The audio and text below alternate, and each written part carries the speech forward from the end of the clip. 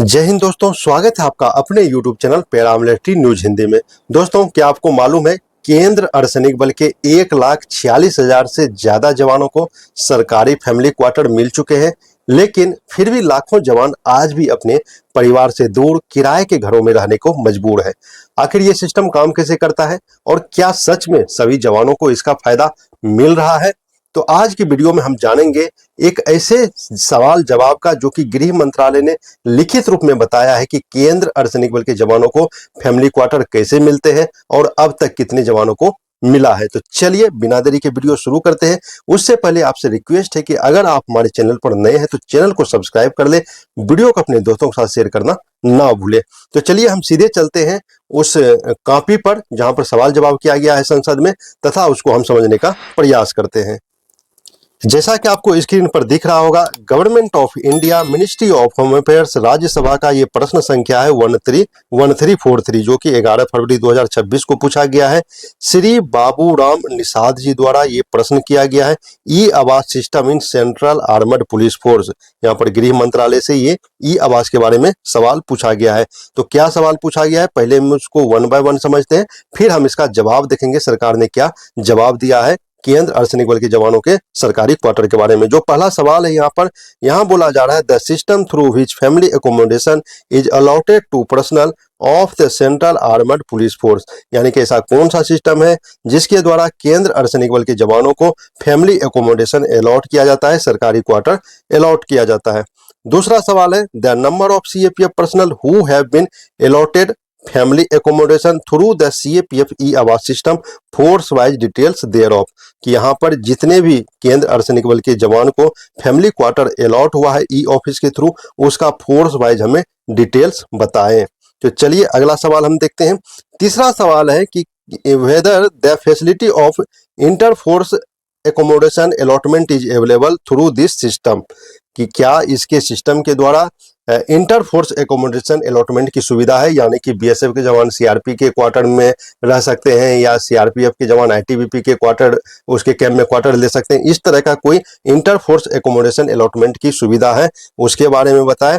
अगर सुविधा है, जो अगला क्वेश्चन बताया गया है कि अगर सुविधा इस तरह की सुविधा है तो total number of personnel who have been allotted inter force accommodation so far, मतलब अभी तक कितने इंटर फोर्स एकोमोडेशन क्वार्टर जवानों को मिला है, जो कि अपने सुविधा के अनुसार, हो सकता है आपका ड्यूटी की तैनाती वहां हो लेकिन आपका कैंप नहीं है, लेकिन किसी अन्य केंद्र अर्धसैनिक बल का कैंप है और क्वार्टर है तो आप वहां क्वार्टर ले सकते हैं। तो उसके बारे में पूछा गया है, ऐसा फायदा कितने जवानों को मिला है। तो यहाँ आंसर दिया गया है, देख सकते हैं।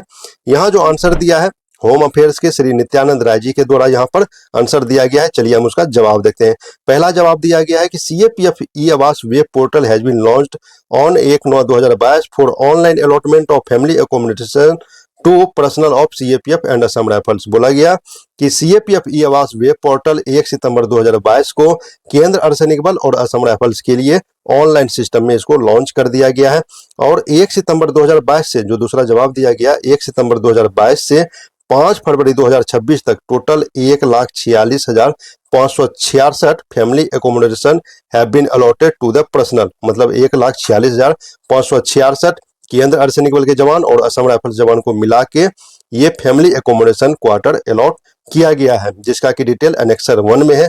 चलिए हम एनेक्सर 1 देख लेते हैं। तो एनेक्सर 1 में देख सकते हैं असम राइफल्स के जो मिला है number of CAPF and Assam rifle personnel who have been allotted family accommodation, जो असम राइफल्स को 7,611, border security force 48,854, central CSF को 7,066, सीआरपीएफ को 50,812, आईटीबीपी को 18,324 और एसएसबी को 13,899, टोटल 1,46,566 क्वार्टर फैमिली क्वार्टर अभी तक अलॉटमेंट किया गया है।